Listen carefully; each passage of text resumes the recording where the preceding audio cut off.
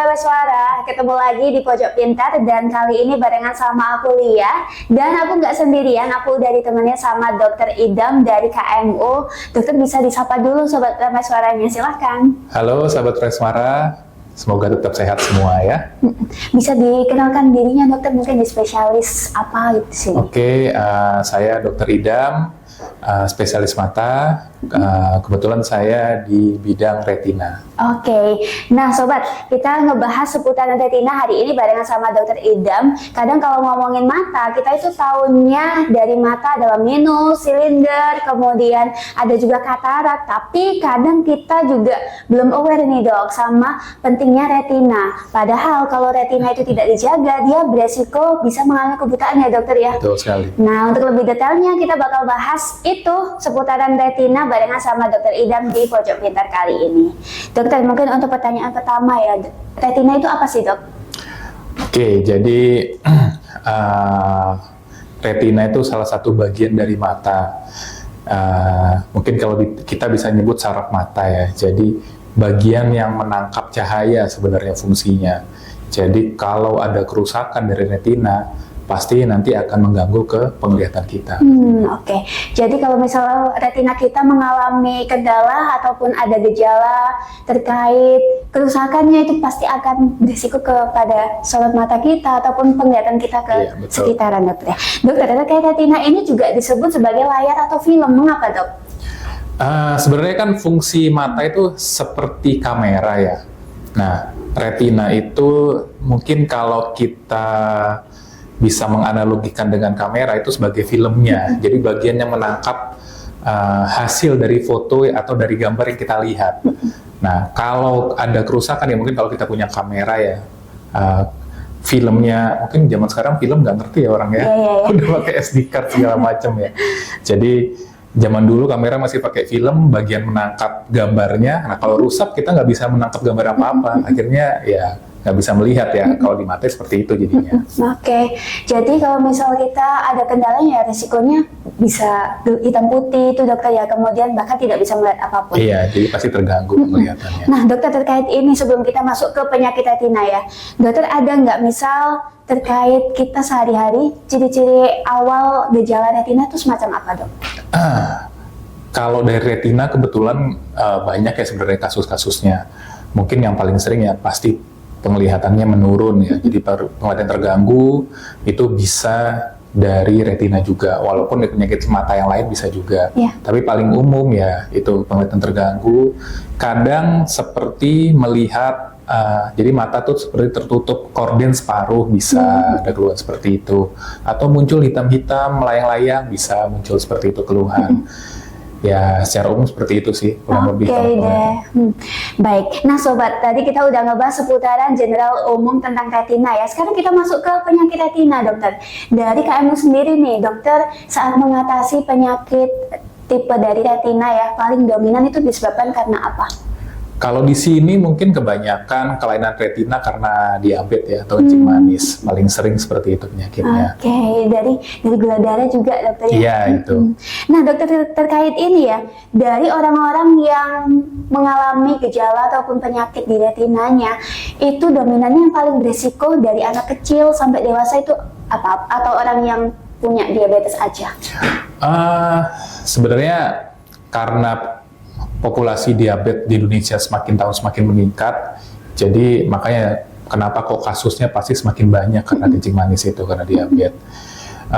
Kalau pasien yang paling berisiko ya salah satunya itu punya kencing manis, darah tinggi, itu paling sering ada masalah di retinanya di kemudian hari. Jadi awalnya dari diabetesnya yang semakin memburuk ya, baru dampaknya ke retinanya dokter. Atau terkait ini dok, penyelesaiannya misal perbaikannya itu dari retina dulu atau dari diabetesnya dulu dok? Justru dari diabetesnya, karena kan pusat masalahnya tuh kencing manisnya. Jadi diabetesnya harus benar-benar dikontrol bagus. Nah, mata itu cuma kena efek sampingnya aja, kena komplikasinya. Jadi ketika diabetesnya bisa terkontrol, harapannya kondisi di matanya tidak makin jelek. Jadi terkait isu yang beredar di masyarakat, bahkan ini udah jadi fakta ya dokter, kalau misal orang yang punya diabetes itu kalau dibiarin nggak diobati pasti Iya. larinya ke retina. Mm-mm. Oke, nah dokter ngomongin soal ini, kapan sih waktu yang tepat buat kita harus ngecek mata, utamanya di retina kita? Kalau emang sudah ada kencing manis, harus segera diperiksakan ke dokter mata, walaupun belum ada keluhan. Karena kadang-kadang pada fase awal timbul komplikasi, itu sudah muncul tanda-tandanya. Paling nggak ketika awal kita bisa segera mengantisipasi kalau sudah ada mulai kelainan Iya. di matanya. Oke deh, dokter masih berhubungan dengan diabetes tadi ya. Diabetes kan larinya ke retina dan bisa mengakibatkan kebutaan. Apakah semua penyakit retina itu larinya ke kebutaan, dok? Atau masih bisa diobati juga?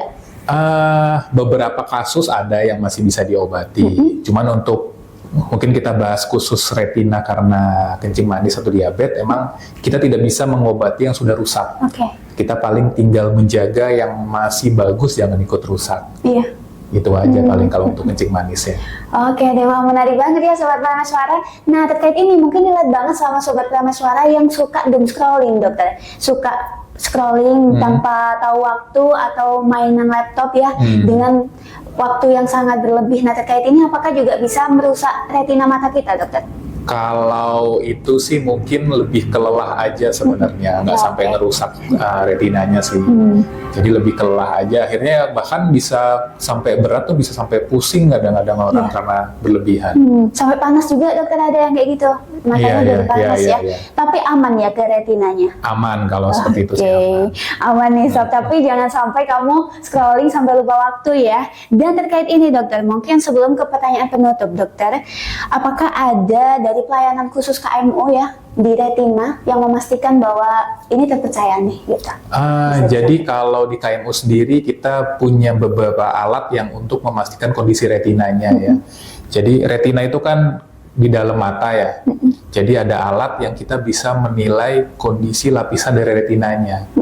Sehingga dengan alat itu kita bisa secara tepat mendiagnosa kondisi pasiennya dan menentukan terapi berikutnya akan kita lakukan apa.